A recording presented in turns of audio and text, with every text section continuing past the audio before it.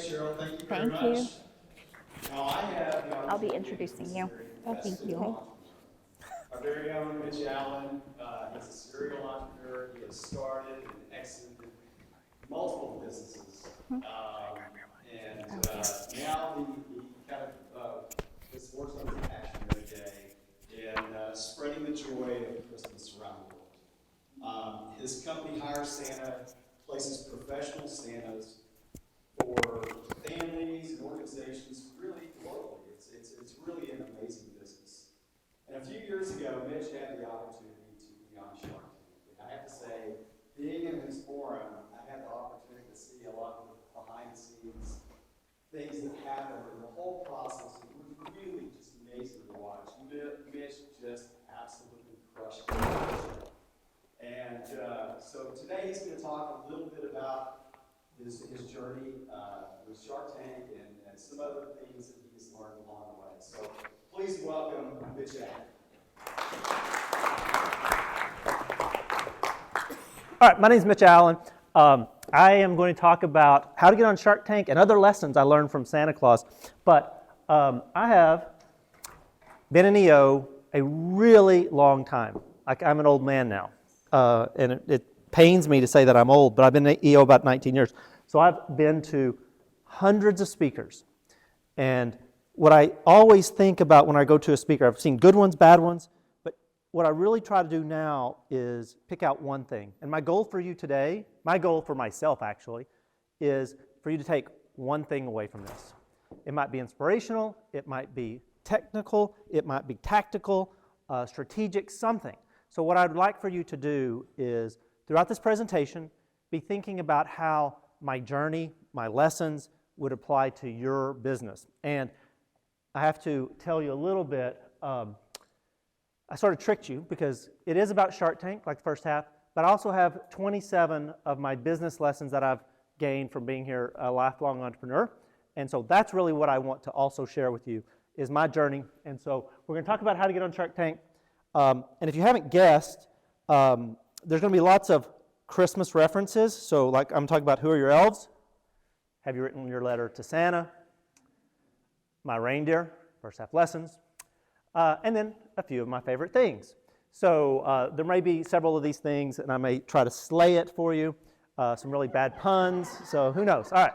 So first of all, and I'll have Q&A as well. But first, if you haven't seen it, this is I've been on Shark Tank 3 times. I was in 2018, got a deal. Spoiler alert. I got a deal with Barbara, and then in 2019, I had an update. And then this last year in 2023, we had another update with Barbara. It's really the gift that keeps on giving. So I'll answer a lot of questions about it. Let's see if we have sound. This is a short version. All right. So before we go on, I just want to reiterate, Mark Cuban says I was phenomenal, and Damon says I'm incredible. So whatever my wife Misty says, we have it right here, the true facts about what's going on. So, did you cut out, like they generally ask about your background? Yeah. I cut out. I didn't want to. It was 9 minutes, and so I cut out just the highlights of it.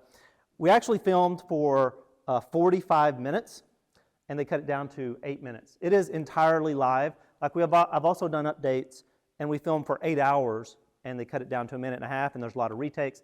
You don't see the cameras. They do an amazing job. One of the things that I think is most interesting, and I learned this through research, is when you march out onto the carpet, you march out and they have shown you your spot, and you sit there, and now you're looking at these 5 sharks, and you can't see the camera crowd, and you're just supposed to wait there for a minute while all the cameras are getting set up and they're doing all the stuff. You're not supposed to say anything or smile or whatever, and so you've got these high-powered business people just standing there, and you're sitting there, and I look like an elf, and just waiting.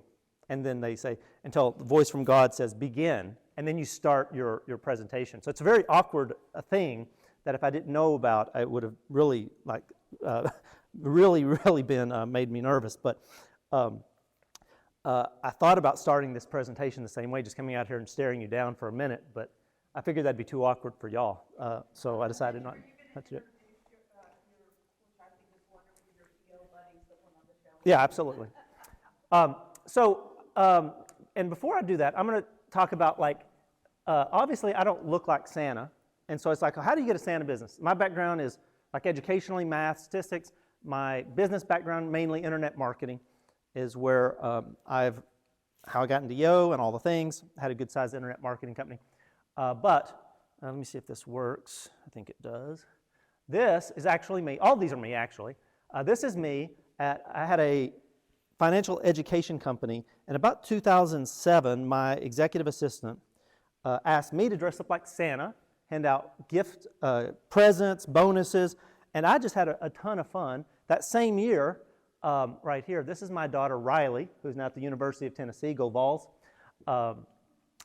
My wife had a cookie decorating party for Riley and Reagan, and I was Santa. My wife was very nervous that I was going to ruin Santa, that they would recognize me. They didn't, and I had an absolute blast just being Santa. I thought I was helping to bring the love and joy of Christmas to them, but it's like this radiated or reflected love of Christmas that my children gave to me and all of their friends. I had a friend ask me to appear for their very young child as Santa, and I did.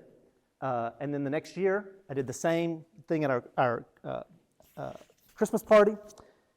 Somebody I didn't know asked me to appear as Santa, and I did. And they wanted to pay me. Well, I'm an entrepreneur, and I was like, pay me? What's this about? Do a little research, throw up a website. I'm an all-in person, so I quickly improved my Santa look. This is me. And I've been now in national TV commercials. I was Jerry Jones' personal Santa for a while. And I got more business than I could do. I bought the domain hiresanta.com, started doing SEO for that, and just started really expanding it until 2018. Actually, let me go back a little bit further. Probably around 2013 or 14, I started making money appearing as Santa. And this isn't a pitch for Santa, for EO, but this entire presentation is going to be about a pitch for EO. I was at a retreat with my new forum. We were in Tamarindo, Costa Rica. And by the way, that's the name of our forum, Tamarindo. And the exercise was tell the forum something that they don't know about you. And I was really nervous about telling my forum, we're serious business people. I've got this silly business where I dress up as Santa and I hire out Santa to other people.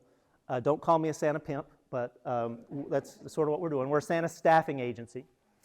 And it was amazing that my forum not only accepted it, but really pointed out how great of a business Hire Santa was.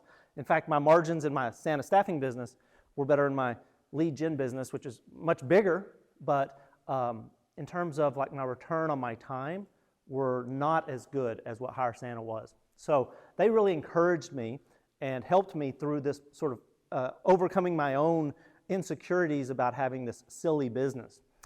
So fast forward, 2018, my business is going really well. My lead gen business, really great. We're going to sell it probably in 18 months. Hire Santa's really growing.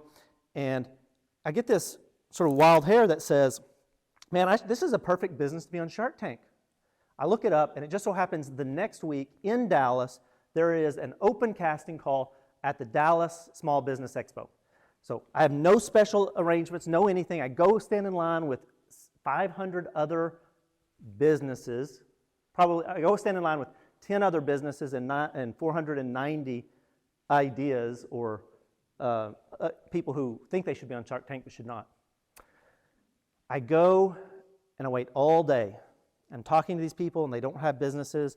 And so at the end of the day, it's 5 p.m. I'm going and there's a junior casting agent over here. Before we get to there, they round up the next group of about 50. And they say, hey, listen, you're going to do this thing.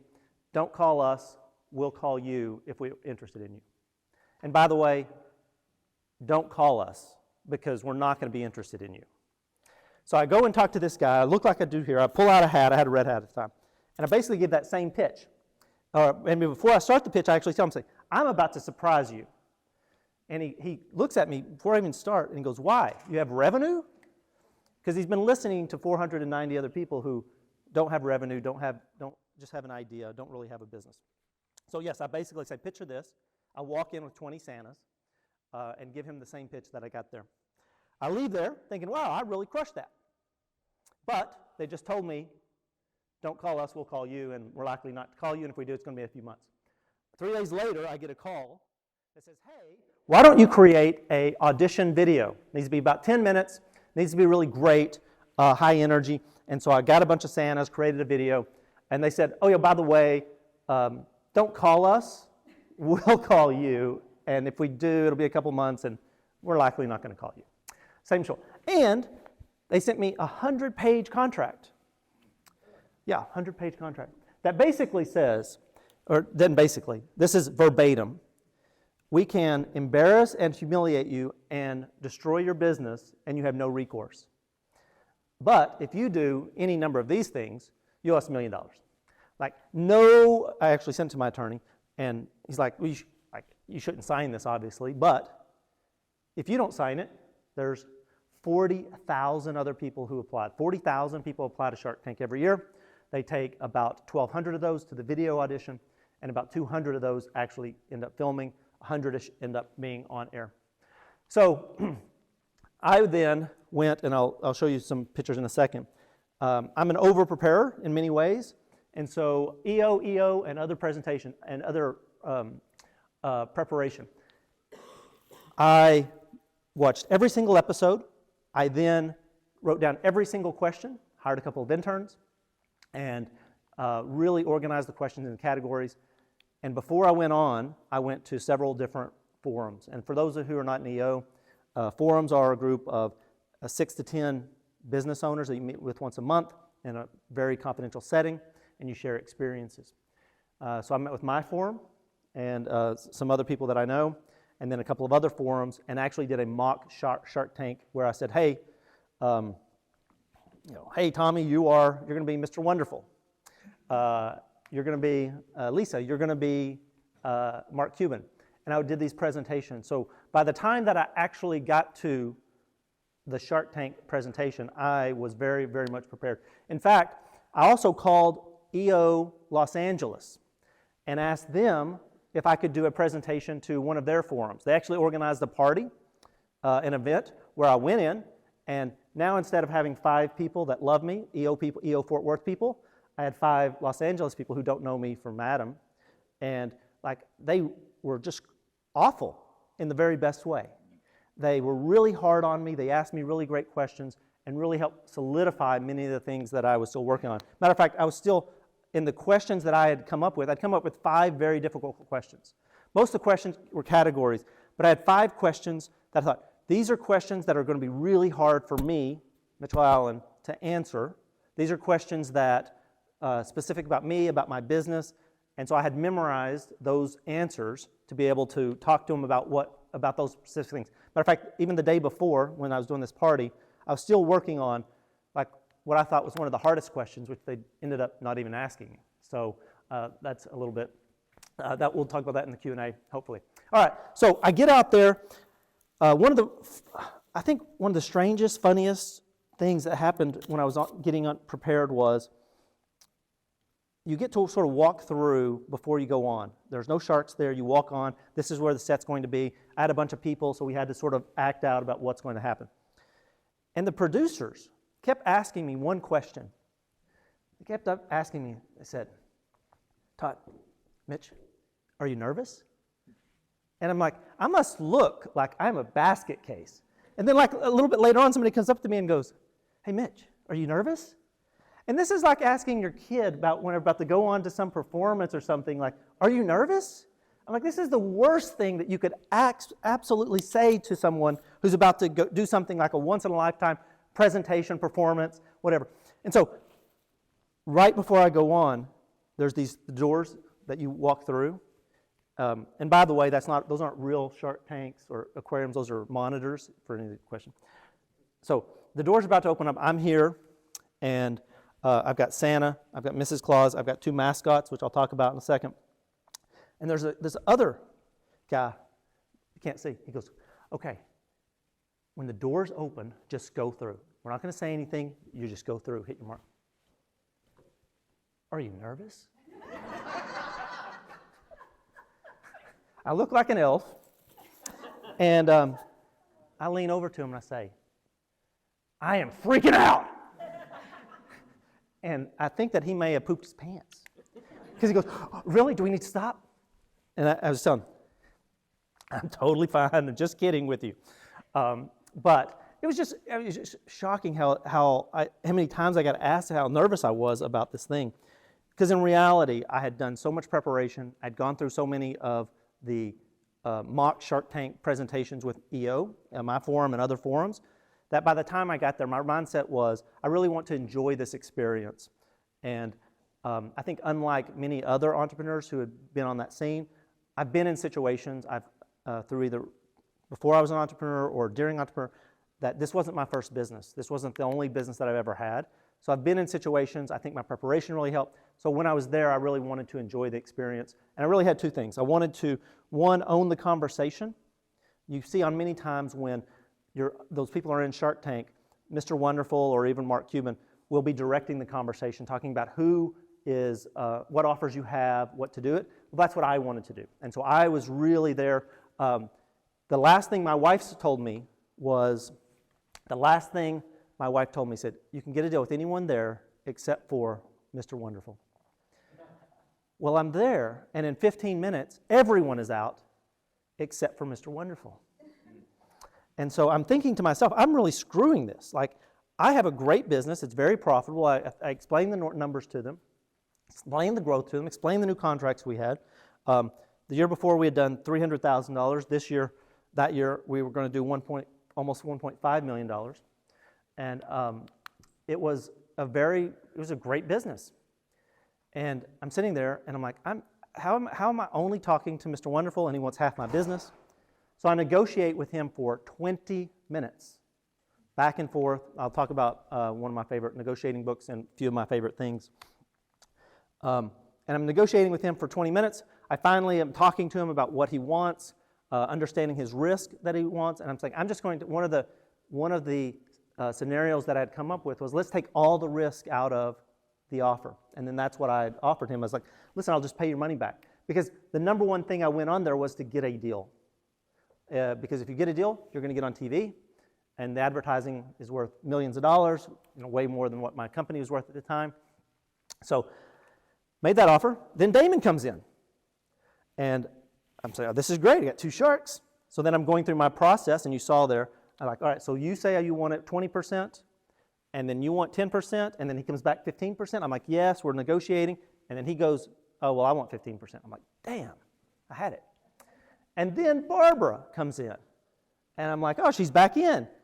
The thing they cut out, and they edit a lot, is she said, I'll take that original deal at 10%, but you have to tell me right now. And so, well, she'd given me exactly what I had offered. So, like, whenever somebody's giving you money, one of my life lessons is, when somebody's giving you money, you should do what? Take it. You should say yes. Say yes to money. And so I had a line from Santa and all the elves that hire Santa. We'd love to do a business with you. So this is sort of my hero's journey in 45 minutes. I'm going to talk about this deal. You've got a deal, sort of. 60% of Shark Tank deals don't actually, 50-60% only get funded. The other don't actually get funded. And virtually all the deals get renegotiated, including mine. I actually got a better deal than what's on there, but I've had to deal with Barbara. Okay, I'm going to talk a little bit about a few things, and one of my big life lessons, and I'm going to tell you it's who are your elves. Can't do it alone. I can't do it alone, neither can you. In my businesses, I call them my number 2s. These are the people that actually run the business outside of me. My lead gen business, that's Kai Duncan. In my Hire Santa, that's Jenny. She's amazing. She runs Hire Santa. She's the reason I'm here, even though we're in the middle of Santa season right now. We have hundreds of Santas around the world being Santa right now. And I'm here talking to you. It's because I've got Jenny. She's my number 2. She's amazing. She could run Hire Santa without me. Awesome. All right, so these guys right here, these are my mascots that were there.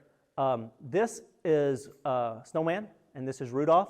And you may recognize those Santas. This is Jeremy and John. They flew in. They were my forum. They flew to L.A., and they were my mascots. So my EO people were my mascots at their, and this was like the most amazing thing. Now, if you ask them, they also got a lot out of it because they got to be on Shark Tank too. And you should ask Jeremy, he was supposed to be here but couldn't, about his pirouette, because he walks into the Shark Tank and he's snowman, and he does this right in front of the sharks. And it was really awesome. They cut it out. It's like the best part of the Shark Tank. But they flew there, and this was incredibly meaningful to me. One, because I wasn't there alone. Most of the Shark Tank, you see there's 2 or 3 people there. It's a whole week process, and you're there with your co-founder or your partner.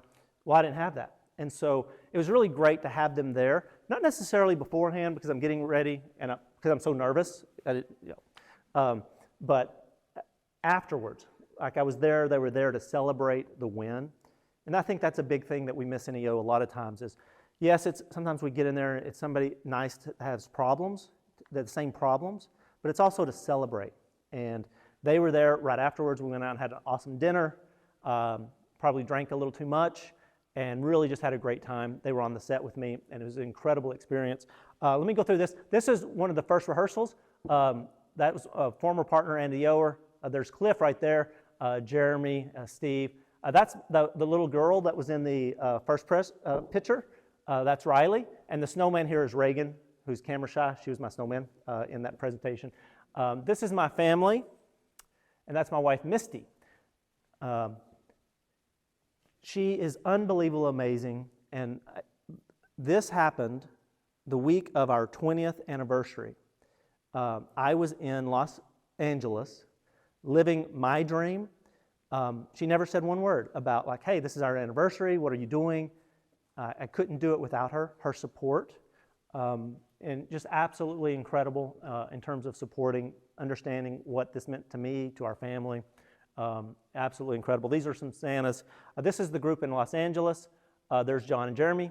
They were there, and these were my sharks that evening that really let me have it. In particular, she really let me have it. She must not have liked Christmas or something. I don't know. All right. So you can't do it alone. Find a number 2 in your business. Who's the person that runs the business when you're not there? Who's the person that, if you got run over a bus, your spouse would lean on and give them authority? Give them, help them to free up your time. All right. Next one. Have you written your letters to Santa? This is a perfect time to be thinking about this. Who here has written goals already for 2025? Cheryl, I am disappointed in you. What? It's already mid-November. Yeah. Cliff. Oh, no. Cliff is in my forum, and I'm moderator. When did I start talking about goals to our forum? 2 months ago. Okay, I'm going to give you a magic trick. I'm going to show you a magic trick. I'm not actually showing, I'm just going to tell it to you. Goals are a magic trick. After this, or maybe right now, maybe this is your one thing. Spend 15 minutes and write down 10 things. And then tomorrow, don't look at the list, write down 10 more things. This will take you 15 minutes. Just write them down. What are the things that you want to achieve, family, personal, business, for 2025? Anything that comes to your head, just write it down. And then write it down again tomorrow. Maybe do it a third time. Then in a week, just consolidate it and put it on a legal pad and just put it on your desk or put it inside your desk. I have a legal pad. I've done this every single year for a number of years.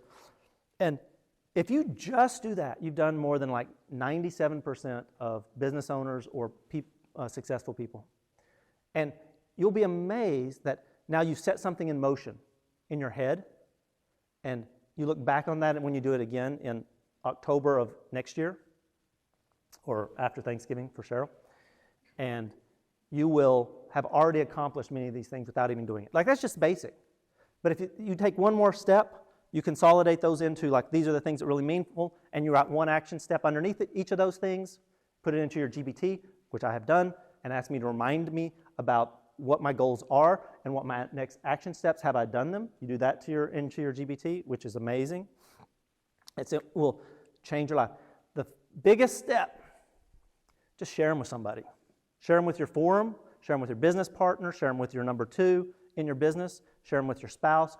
You share them with somebody else, now you have accountability, even if they're not holding you accountable. It is like those simple steps. If you haven't ever done it, just try it. This should be your big takeaway. All right. No harping. All right. This next section. This is my favorite part of this.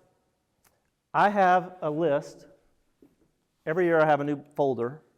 And the first thing I write down I have 2 pages of my business lessons. And these are my business lessons. This is like for those who are my age or older. Remember those choose your own adventure books where you if you choose this, right? These youngsters don't know what I'm talking about, but this is what this is. These are my first half lessons, and I have a story or I have a lesson about each of these, and so I'd love to now, whatever you'd like to talk about, I would love to talk about. Successful companies do the things others know they should do, but generally don't. Like, you know what you should do in your business. Just like, get to them. Just do them. So these are my lessons. Who wants to be first, and what would you like to hear about?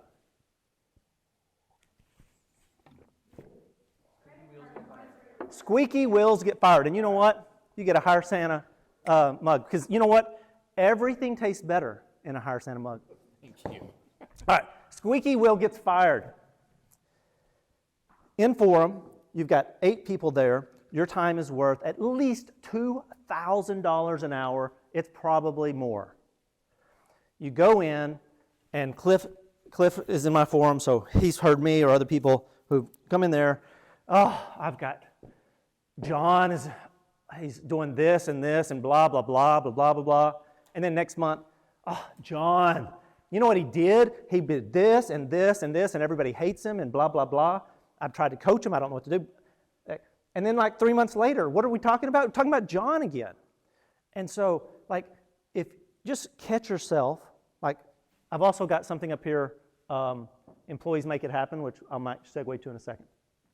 But if you've got somebody in your life or in your business that you are constantly talking to somebody about, you've either got to train them up, or I like to say you've got to free up their future.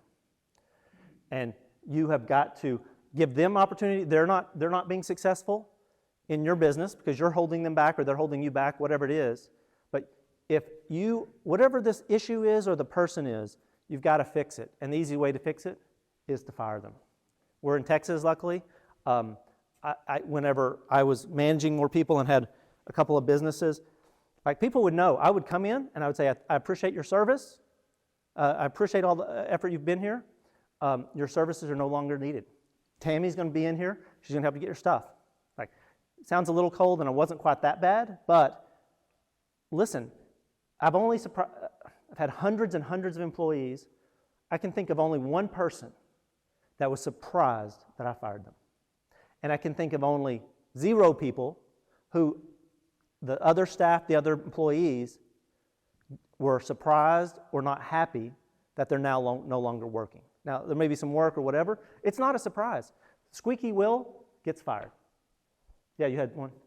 I've already given you a mug, so you're not getting one. Price with confidence. Who has not raised their prices in the last 3 years? Hopefully everybody's raised their prices. Good. Inflation's happened. I have a saying that Misty is my wife. So if your wife isn't embarrassed about how much you charge, you're not charging enough. Listen, our Santas, real beard, real belly, real jolly. Professionally trained, background in insurance. Like, we're the best Santa Claus staffing company in the world. We charge a minimum $395 an hour for Santa. It goes up. My wife is embarrassed about how much we charge. Next year it's $445, so if you want a Santa, you need to book in the next month and a half for 2025. The prices are going up. But you have to price with confidence. And I'm going to also I'm going to dovetail this one with lifestyle. Business is not a dirty word. Hire Santa is a lifestyle business. It's not going to be as big as Lead Rival ever was. It pays my bills. It's the most amazing business. I'll never sell it. But most businesses don't have the margin to really grow your business. And some of that is just pricing. Like, are you pricing because that's what your competitors do it? Is that what you really should be doing it? like, have you really looked at your pricing? Because pricing is so hard to figure out because it's a matter of your own worth. And you're thinking like, oh, I cannot believe, would I pay $4.95 for a Santa? Man, that seems expensive.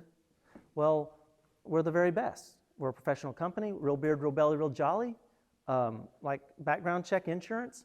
I would encourage people to look at their pricing, and if you haven't raised your prices at least 25% over the last 4 years, your prices have actually decreased due to inflation. So price with confidence. If you can. Some businesses, it's difficult to price, increase prices like your business, Cliff. But anyway. Okay, what's next? Yes? Oh, hey, listen. Here's a higher center. I love my points. So Yes. Okay. Yeah. So, lead rival. We were points. Obviously, points. Everything you can do, charge through credit cards. Lead rival. We were spending $1 million on credit cards a month. Oh, it's like crack cocaine. It was amazing. I love it. It's the only thing I miss. The only thing I regret about selling my lead gen business are credit card points. But 4 years before, 3 or 4 years before we sold it, every one of our clients paid with credit card. We had, let's say, a 12%, probably let's say 9%, 9% net margin. I'm paying 3% to credit card companies. So I made a decision. So this is why they're your enemy. I made a decision. All of our clients were paying through direct deposit ACH. We're just going to take it out of your thing. So my margin now went from 9% to 12%. I increased my margin by 33%. And I know everyone who have your clients paid by credit card currently, oh, my clients aren't going to do that. They're going to hate it. They won't do it. It's impossible. I did it. You know how many clients we lost? None. Well, we may have lost some, but that wasn't the reason we were going to lose them. In addition to that, we went from basically net 30 days billing through credit cards. We now bill them every week. And so in our business, this lead gen business, we had a problem that we didn't know we had a problem with clients until at least 30 days, if not 60 days afterwards when they hadn't paid. So now we're taking money out every week. Well, now our collections problem went down dramatically because we're looking at them every single week. And so we knew a problem, and so instead of losing 60 days worth of leads and revenue, we lost a week or maybe 2 weeks worth of revenue. And because we're taking money and have authorization, it made it awesome. So credit cards can be your enemy. Though right now, Hire Santa, all credit card, mostly credit card for individuals. So I got to work on that. All right, somebody else said something. Yep. Payroll, 2 times a month, not 5. Oh my goodness, who here does payroll every other week? Okay. Saves two a year. Yeah, so if you do it every 2 weeks, 26 payrolls, this is your one thing. Because I suspect, because this was me with 8 companies, that we did it every 2 weeks, and one of my big companies, I would ask my partner, who's a CPA or a finance accountant, so why didn't we make money this month? Oh, it was a 3 payroll month. What? Well, it makes no sense. And it's like, oh, I thought we crushed it. Well, it's not. Your numbers are not right. Like your financial numbers, if you run it every 2 weeks, most likely are at our size of small businesses are not correct because you either have some number of days that are being paid next month or this month, they're off. And so I guarantee your numbers will be truer. Your employees are going to hate it for 1 payroll, and then they're going to be on it. And if you do a bonus, we'll do a bonus during Christmas or something. But your numbers will be true if you do payrolls twice a week instead of biweekly. Like, there's no one that I've convinced to do this that hasn't come back and said, you're right. Like, if you're not doing it, do it today. Your numbers will be right, your finances will be right, and your employees will bitch about it for 1 payroll, and then they're not. And if you really want to do it, have a bonus at the very end of the year that gives them some amount of money, a bonus payroll or something. Good. You going to do it? Yeah, I'm going to fix the text over. Do it. Yes, sir. Free up time from money. Oh my goodness. Just. All right. 2008, I made, there's a book that's not mentioned here called The Partnership Charter. If you have partners, you should read the book, The Partnership Charter, and you should read it and have your partners read it, or if they don't read it, there's a questionnaire at the end, and you should go through this process. I've had a bunch of partners. I love partners and I love employees. They allow me, my family, my business, my employees to do the things that we do. But I've had all the partnership issues that you can imagine, all of them.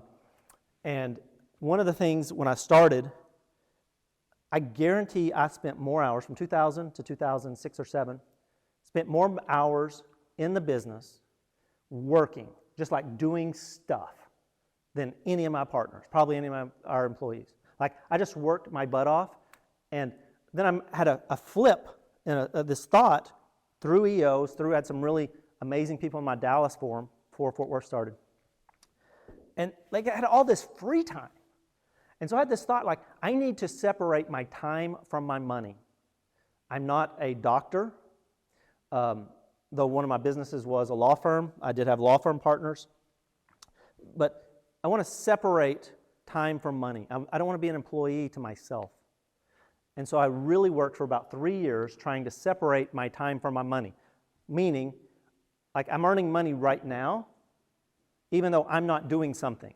And so that means I have to delegate a lot of things to a lot of people. I have to get a number 2. I've got to find somebody in my business that can do my job as well or better, or maybe not as well.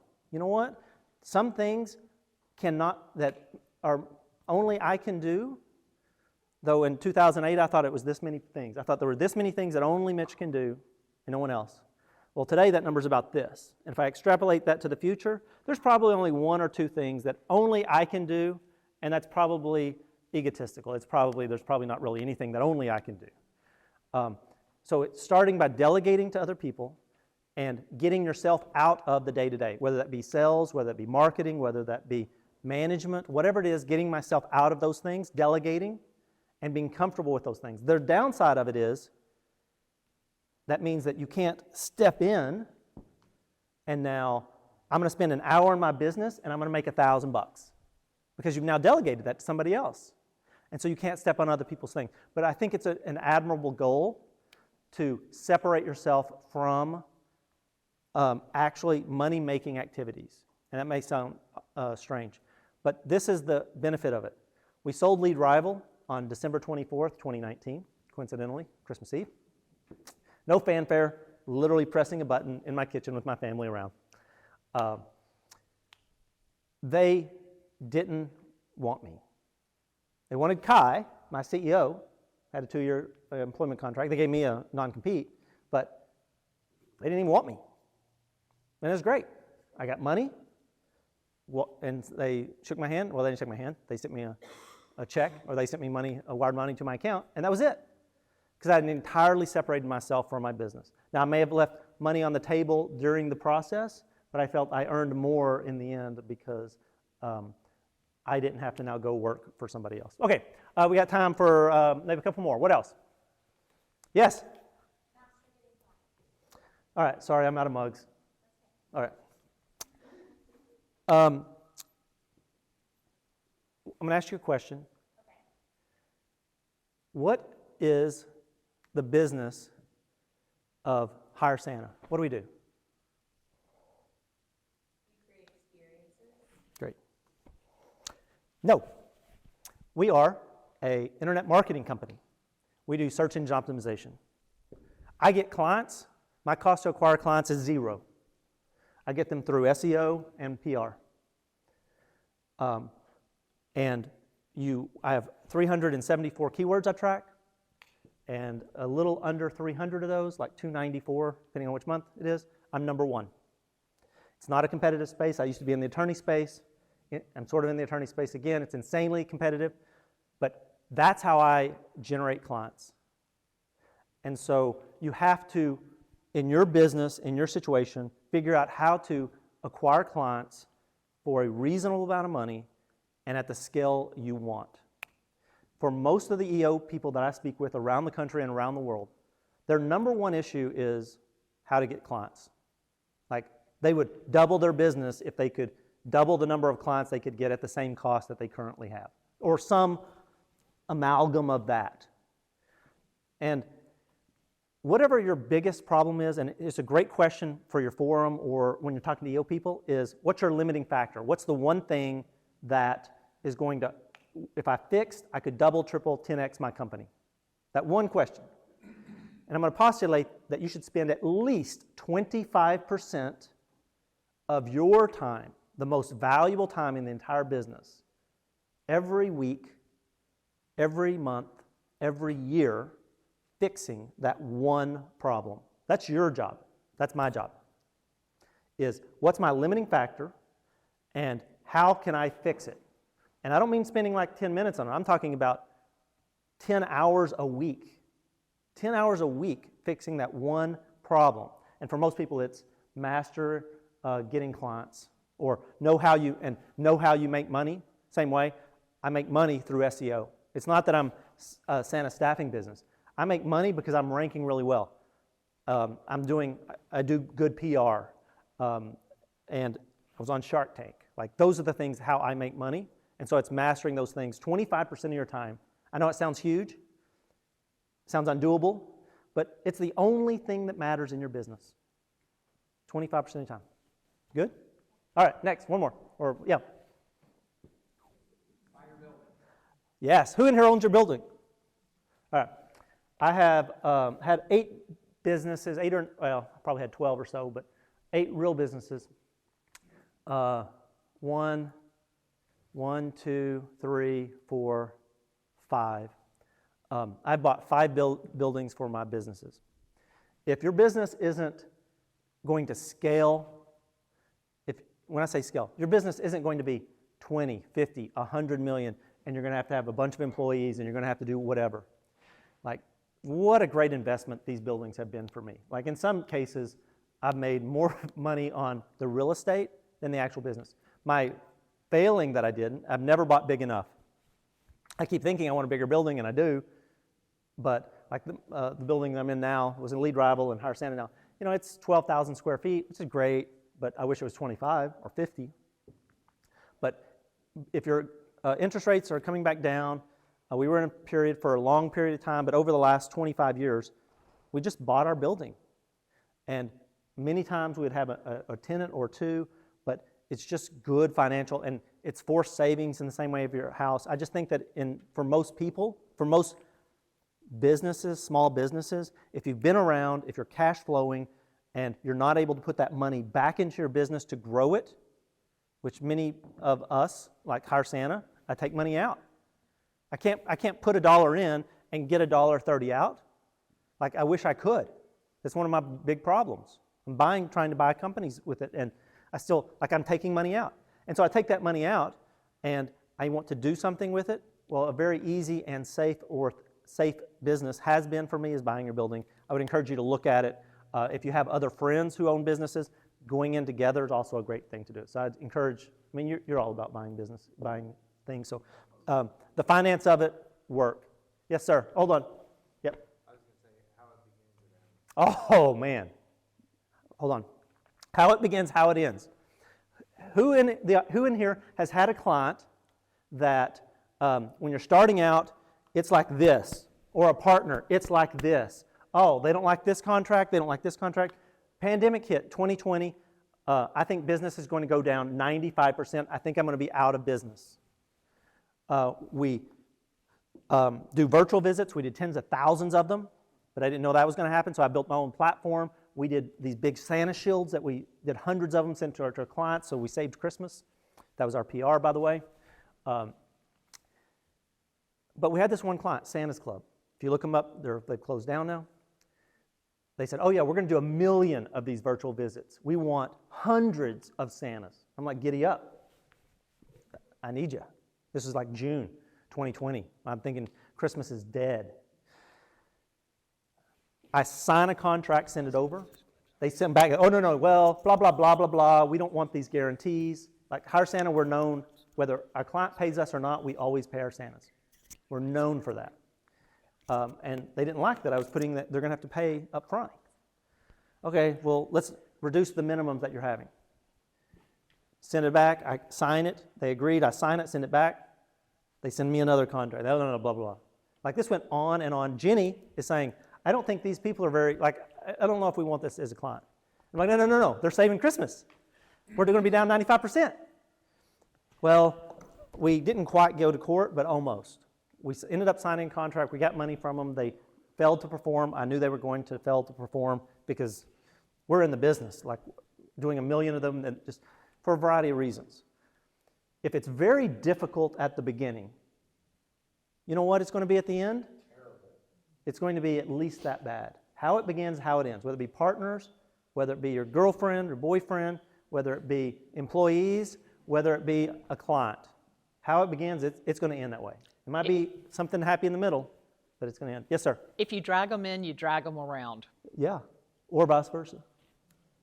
Yes, sir? Mitch, the only other thing I share, like when you want real estate, when you exit your business, you can sell the business and keep your real estate as a residual passive income check. True. And it just gives you a lot of better options from a tax standpoint and how you allocate it. Totally true. So all the people in here that, your business, you don't own the real estate, take a look and give an opportunity. Yeah, and totally true. And I did that. Lead Rival, we own the building. Well, I own the building, and I still have the building. And Chris and I, happy to help with helping finance buildings. I just believe in creating multiple streams of passive income. Totally true. All right, any more? Pay taxes as you make money, seems like a straightforward thing. Oh, my goodness, this pains me. I had a partner who is an accountant, and I can't tell you how many times we'd get to like April or May of the year, and I'm like, well, we're going to be making these distributions. Oh, no, we got to pay taxes for last year, meaning like we're going to pay, we're making money now, and we're using that money to pay for the taxes of last year. There's a book, and it's on my few of my favorite things, which is Chris Crabtree's book. If you haven't read it, you got to read it. Like, pay your taxes quarterly, estimated taxes, even how bad it hurts. It's obvious, but I didn't do it for 10 years, 6 companies, and can't tell you how many times, oh, well, now we're not having quite as good a year, but we still owe these taxes, and it's just bad. It's bad bookkeeping. All right, let me go on. I love to ask questions of people about what books do you like, what podcasts do you like, what things do you like. These are a few of my favorite things. Chris Crabtree's, his book, I've read it a dozen times. I give it out. It's amazing. Green Lights, if you have kids from 16 to 25 or yourself, it's a great book, great listen. Chris Voss, Never Split the Difference is, I think, the best negotiating book. Also, Medvedev is a great negotiator. I've gone to several conferences, really good. Endurance, I gave this book out for those, I did a deal for Eccentric. I gave out Green Lights and Endurance. It's an amazing book, a true story. American Kingpin, it's about the Silk Road, really good. Podcast, if you're not listening to the All In podcast, it's amazing. It keeps you up on like big tech, as well as it's been political lately. It's an amazing podcast. They have a great conference I went to. It's amazing as well. My First Million, it's about entrepreneurship. It's an amazing podcast as well. And documentaries, Psalm, Hero Dreams of Sushi, The Book of Manning, Fire Festival, those are all good. Has anybody watched Fire Festival? Yeah. It's such a good, it's about the Fire Festival that is sort of a fraud, whatever. I'm watching this with my wife, and they're putting this festival in the Caribbean. It's going to be awesome. They got these great teaser videos. It's going to be amazing, first-class experience. They sold all the tickets, got all the money. Ended up being a disaster, like not people starving, but literally like Lord of the Flies type at the end. But through the entire thing, I'm sitting there watching with my wife, and my wife, Misty's like, can't believe they're doing all these things. And throughout the whole thing, as an entrepreneur, I'm like, oh, they got this. You can do this. We could all come together. And they don't. And it's a good lesson for me. Sometimes I want, as an entrepreneur, I'm like, I can make things happen. I can do it. And sometimes it doesn't work. So that's a good one. Okay, Any other questions? Shark Tank or any other things? Yes, sir. Yes, ma'am.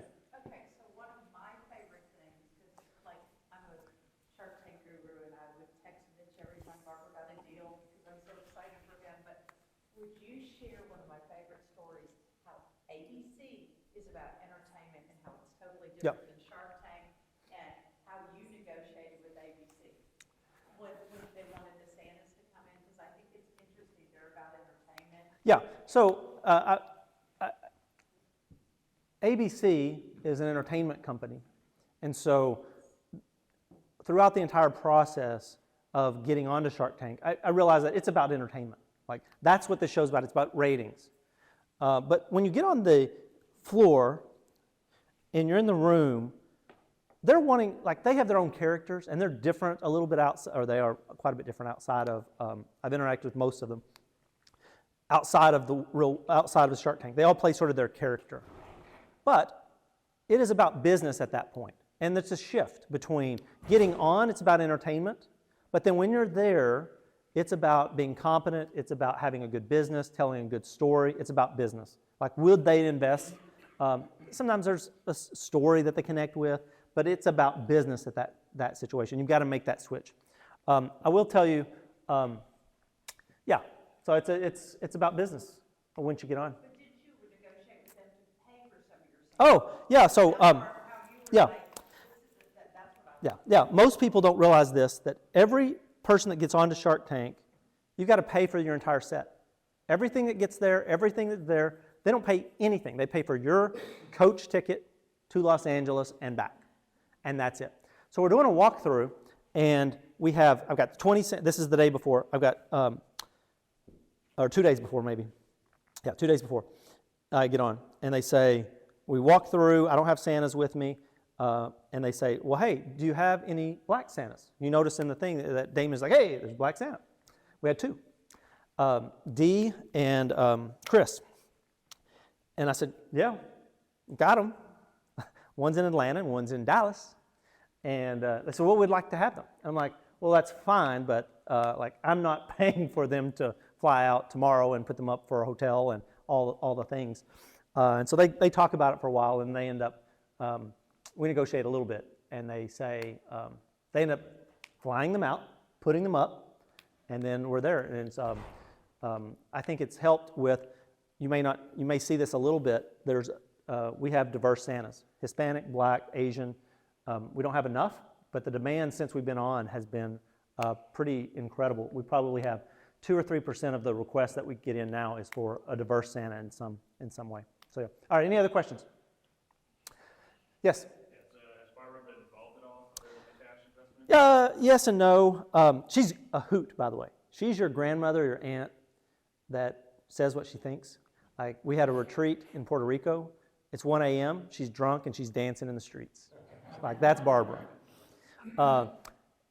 She's been involved in 2 updates, and she has a person, Mike, who runs her portfolio of companies. She's got 2 or 3 other people that do hers. She's a celebrity. She's not an investor. She's a celebrity. And like, she gets paid to do commercials for Paycom or whoever it is, and that's how she makes money, generally speaking, though she somehow cashes my check every year. But she's great. She's funny. I'm not sure.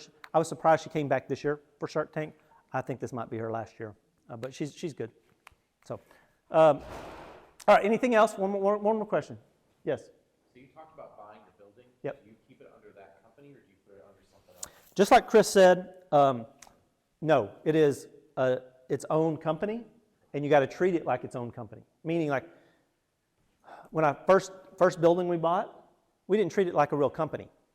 It was within our business, and we're paying below market rent, blah, blah, blah. It's helping out. It's subsidizing the other businesses, the business that's in it. You got to treat it like, what is market rate? You got to pay it, and you got to, from your company, pay market rate. Other tenants pay market rate. You got to treat it like its own business. Have its own P&L, everything. Yep. Okay. Whoa, that's a little loud. All right, this is my stuff. If you want to get in contact with me, I think that's our Instagram, but that's my phone number, email address. If you have any questions, feel free to reach out to me. I'm available talk about any of life lessons or anything else. And so from Santa, all the elves that hire Santa, we hope that you have a wonderful holiday season and Merry Christmas. Thanks, guys.